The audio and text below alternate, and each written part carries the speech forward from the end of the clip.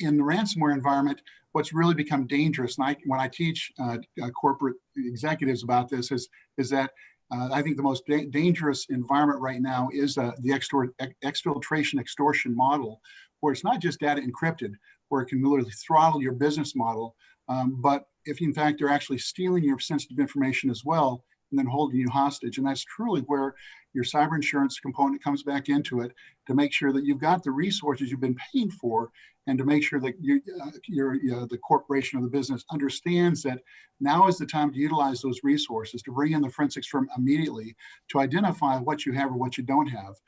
It's going to allow you to determine whether the bad guys are just posturing about stealing stuff, or whether forensically you can corroborate that they really have. And then you can start to rather immediately assess the risk to the organization and get a feel for whether you actually have to, unfortunately, pay the guys who just stole your data, or at least commence communication with them. I'm glad you brought that up, because as you both were talking, I realized that has been a growing trend, right? Where we're seeing the exfiltration of data, and then they start actually extorting the owners of that data, which isn't necessarily the first company, the tech company it was breached. It could be their hospital client or their banking client or whatever it is. And now are you also facing a liability situation, which really to me kind of amps up the need of how critically important it is to engage the carrier, the broker, and the breach counsel very, very early on to help assess that situation. Well, another thing to recognize in this new ransomware environment with the exfiltration extortion model is that these guys are not just programmers who come in and encrypt data and leave. They're going to work your business.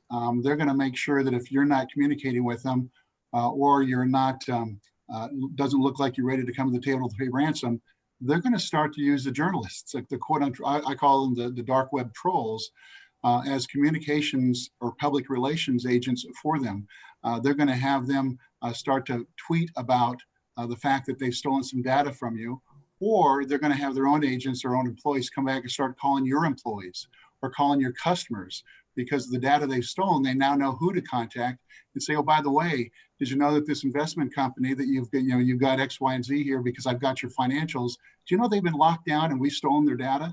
And all of a sudden, they're going to, those members, those employees, or those clients are going to call you back, and you're going to realize, oh my gosh, I've got to accelerate this. Maybe I do have to pay ransom. But they have layers of